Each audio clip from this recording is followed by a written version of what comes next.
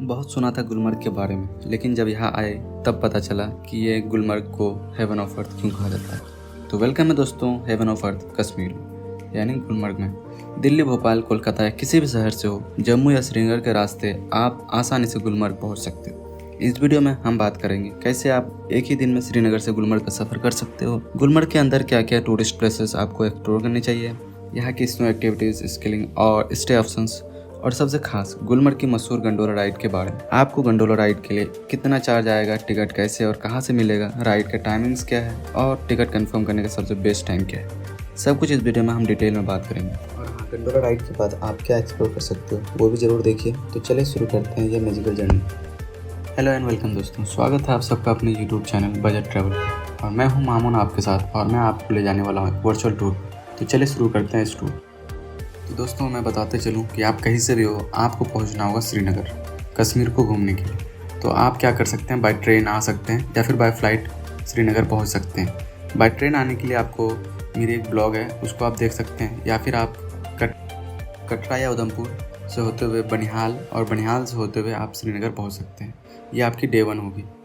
अब बात करें डे 2 की, तो आप वहाँ के लोकल प्लेसेस यानी डल लेक का आप इंजॉय कर सकते हैं। उसके बाद बोटेनिकल गार्डन, बड़ी महल और लाल चौक है जो कि आप इंजॉय कर सकते हैं। तो चलिए बात करते हैं डे 3 की, जहाँ हम निकल रहे हैं श्रीनगर से गुलमर्ग के लिए। गुलमर्ग पहुँचने के लिए 3 तरीके, आप चाहे प्राइवेट कैब से बुक करके जा सकते हैं या किसी टूर पैकेज के थ्रू, या आप जा सकते हैं वहाँ के लोकल शेयरिंग से। लोकल शेयरिंग से जाने के लिए आपको पहले पहुँचना होगा लाल चौक। लाल चौक से आपको ट्रेवलर्स या टवेरा वगैरह मिल जाता है। अराउंड 200 रुपीज़ कॉस्ट करता है वो ईच का, और वो पहुँचा जाएगा आपको टूनमर्ग।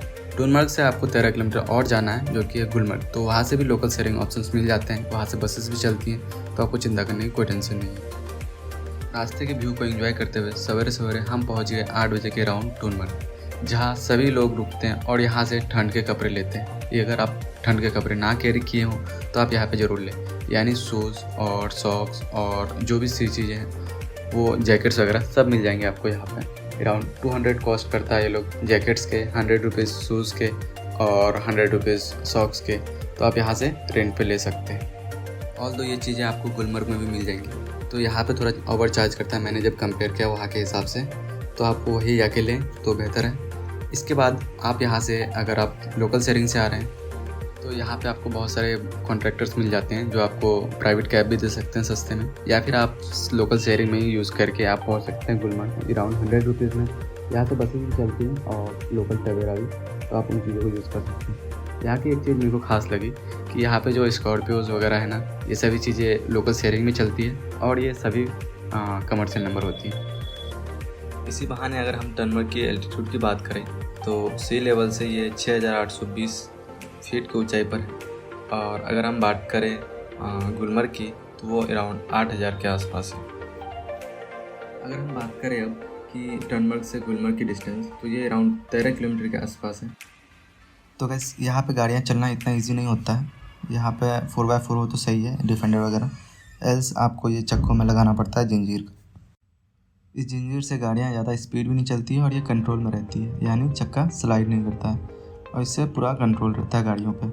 एल्स ये गाड़ियाँ कहीं भी टकरा सकती है, मतलब कहीं भी स्लाइड हो सकती है। तो इससे बचने के लिए ये ज़रूर लगाते हैं लोग। ये मॉर्निंग के टाइम पे ही ज़्यादातर लगाया जाता है, उस समय बर्फ़ पूरी जमी रहती है रोड पे, और ये जैसे ही दिन ढलता है तो वो फिर उतना ज़रूरत नहीं पड़ता है। तो यहाँ पे डिफेंडर वगैरह को ज़रूरत नहीं पड़ता है, क्योंकि वो 4x4 रहता है, और यहाँ के रास्ते इतने ख़राब भी नहीं है, तो उतने अच्छे भी नहीं है बोल सकते हैं। तो ये रास्ता पूरा घुमा हुआ है। इसी को एंजॉय करते हुए आप पहुँच जाएंगे गुलमर्ग।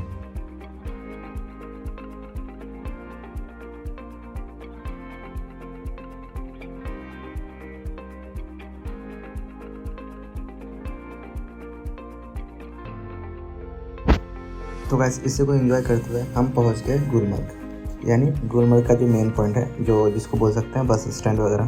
तो यहाँ पे बसेस लगी रहती हैं। ये है कुछ दुकानें या शॉप्स जहाँ पे आपको सॉक्स वगैरह मिल जाती हैं, और आगे आपको मिल जाएगा एक पॉइंट जिससे बोल सकते हैं हम लोग सेल्फी पॉइंट। यहाँ पे आई लव गुलमर्ग लिखा हुआ है, और यहाँ पे बहुत लोग रहते हैं, और ये स्नो का टाइम है तो फिर तो मज़े ही मज़े हैं यहाँ पे। मैं जब लास्ट टाइम आया था तो मेरे को गंडोला राइड के लिए बुकिंग नहीं मिली थी, तो मैं यहीं से घूम के चला गया था। ऑल्दो यहाँ पे बहुत सारे एक्टिविटीज़ होते हैं, तो फिर यहाँ से 1 किलोमीटर दूर जाने के बाद आपको मिल जाएगा गंडोला, जहाँ से गंडोला राइड स्टार्ट होती है। तो बहुत सारी गाड़ियाँ वहाँ तक जाती है अगर आप प्राइवेट कैब से जाते हैं, अदरवाइज़ नहीं जाती हैं गाड़ियाँ, तो आपको बुकिंग करके आना होगा। वहाँ पे टोटोज़ वगैरह मिल जाते हैं, यानी बैटरी वाली गाड़ियाँ, तो आप उनको यूज़ कर सकते हैं और पहुँच सकते हैं। तो गाइस बताते चलूँ, अगर आप श्रीनगर से गुलमर्ग आ रहे हैं प्राइवेट कैब से, तो ये आपके लिए यानी 6:30 बजे पहुँचेंगे तो 8 बजे तक पहुँचा देगा ये। अगर आप लोकल शेयरिंग से आ रहे हैं तो आप बहुत लेट पहुँचेंगे, तो इससे अच्छा है, मैं प्रेफर करूँगा कि आप प्राइवेट कैब से आएँ।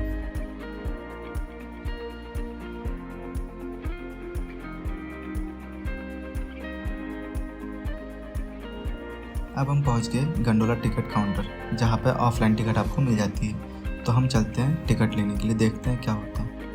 हमें यहाँ पे कुछ पता नहीं था, तो हमने ले लिया एक गाइड, और वो गाइड हमें गाइड कर रहा था कैसे कहाँ पे मिलेंगी। तो वो हमें पहले बोले कि आप लाइन लग जाएं और वहाँ पे आपको ऑफलाइन टिकट मिल जाता है। ऑफलाइन टिकट की टाइमिंग है 9 बजे, यानी 9:30 बजे तक ऑफलाइन टिकट मिलती है आपको।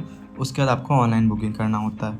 तो आप सवेरे सवेरे आके यहाँ पे लाइन लग सकते हैं और ले सकते हैं ऑफलाइन टिकट, जो कि मात्र 810 रुपये में मिल जाता है। तो चलिए हम लोग भी लाइन पर लग जाते हैं।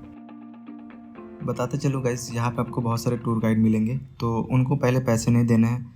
वो लोग बहुत ज़्यादा मतलब फ्रॉड वगैरह करते हैं, तो इससे बच के रहें और बी सिक्योर। एंड यहाँ आके हमारी बारी आ गई थी और हम पेमेंट करने लगे थे। पेमेंट करने के बाद हमें मिल गई वो टिकट और हम निकल पड़ेंगे यहाँ से अपने गंडोला राइड के लिए। So this is the station for gondola, and it is the second longest gondola in the globe, I can say. हमें मिला है फेज़ 1 का टिकट, तो ये around 5 to 6 kilometres far from here. So इसमें आप अपने हिसाब से बैठ सकते हैं। इसमें 4 से 6 लोग बैठते हैं। आप अपने अगर कपल हैं तो आप 2 लोग बैठ के भी जा सकते हैं, कोई इशू नहीं है इसमें। और अगर आप 4 लोग हैं तो 4 में बैठ सकते हैं। आप अपने हिसाब से बैठ सकते हैं इसमें और इन्जॉय कर सकते हैं इस राइड। फेज़ 1 तक पहुंच सकते हैं आप बाय ट्रैकिंग भी। तो जो लोग ट्रैकिंग के पसंदीदा है या शौकीन है, तो आप ट्रैक करके आ सकते हैं फेज़ 1 तक। बताते चलूँ, गंडोला की जो स्पीड है ना, वो भी 5 से 6 किलोमीटर पर आवर के हिसाब से चलता है। अब स्नो का टाइम चल रहा था, तो बहुत ज़्यादा स्नोफॉल हो रहा था, और इसी को एंजॉय करते हुए आप पहुँच जाएंगे फेज़ 1।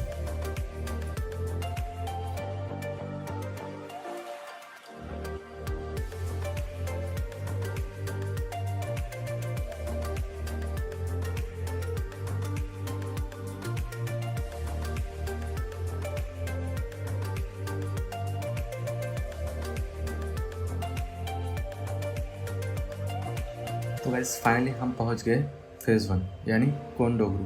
इसको कोंगडोरी के नाम से भी जानते हैं। और यहाँ पे लोग बहुत खुश थे क्योंकि स्नोफॉल हो रहा था और सब कोई इंजॉय कर रहे थे इस जगह को, और अपने ही धुन में थे सब कोई। यहाँ पे टूरिस्ट हमेशा भरे रहते हैं, और इस टाइम पे जब स्नोफॉल हो तो और भी।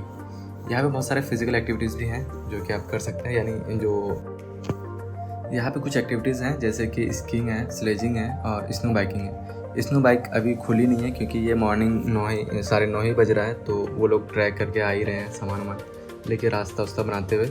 उसके बाद ये स्टार्ट। अगर आपको फेज़ 2 के लिए मिल जाता है, अभी तो फेज़ 2 बंद है, अगर आपको फेज़ 2 के लिए भी मिल जाता है तो आप यहाँ से जस्ट एग्जिट के बाद नेक्स्ट जो है ना फेज़ 2 का ही एंट्री है, तो वहाँ से एंट्री कर सकते हैं। और यहाँ पे लोग बहुत अच्छे से एंजॉय कर रहे थे। अगर आपकी नसीब अच्छा हो तो आप फेज़ 2 में एंट्री कर सकते हैं, अदरवाइज़ हम तो यहीं से जा रहे हैं। ये थी फेज़ 2 की एंट्री गेट। इसके बाद हम बात करें यहाँ के लोकल एक्टिविटीज़ की। ये पूरा डिपेंड करता है आपके बार्गेनिंग स्किल्स पे, तो ये सभी के अंदर होना चाहिए। अगर हम बात करें स्नो स्कीइंग की, तो ये अराउंड 1 आवर के लिए 1000 to 1500 के आसपास चार्ज करता है। तो आप बार्गेन करके अपने हिसाब से कर सकते हैं 1 घंटे के लिए, तो आप इसको एंजॉय कर सकते हैं। इसमें बहुत मज़ा आ रहा था, जो बात है सभी लोग इसको करते हैं। यहाँ आने के बाद अगर यहाँ के एक्टिविटीज़ ना किए तो क्या किए। आप कश्मीर आए और कावा ना पिए, समझो रियली कुछ छूट गया। तो गाइस ये है कश्मीर का कावा, जो कि बनता है सैफरन, इलायची, दालचीनी और ड्राई फ्रूट से बनी ये स्पेशल चाय। टेस्ट ही नहीं बल्कि आपकी बॉडी को भी गर्मा देती है। ये कावा आपको हर जगह मिल जाएगा, यानी डल लेक हो या लाल चौक हो या गुलमर्ग, सोनमर्ग, हर जगह मिलता है। अब हम बात करें नेक्स्ट एक्टिविटी की, तो यह है स्लेज कार, जो कि वुडन की बनी होती है। इसकी प्राइस आपसे 200 to 500 के आसपास मांगेंगे ये लोग, तो अपने हिसाब से बार्गेन कर सकते हैं आप। इसकी कुछ रेट फिक्स नहीं होती है, तो आप इसको एंजॉय कर सकते हैं, बहुत मज़ा आता है इसमें भी। अभी तो रुको, अब हम बात करते हैं जो नेक्स्ट एक्टिविटी है वो है स्नो बाइकिंग। स्नो बाइकिंग से आप बहुत हाइट पे जा सकते हैं, तो ये बहुत लाइक एक्साइटमेंट होता है। ये जेट स्काई टाइप का होता है, जो कि गोवा में बात करें तो जेट स्काई और यहाँ पे बात करें तो स्नो बाइकिंग। तो चलिए अब बात करते हैं इसकी प्राइसिंग की। स्नो बाइक की प्राइस जो है, इसके राइड एक होता है लॉन्ग राइड, एक होता है शॉर्ट राइड।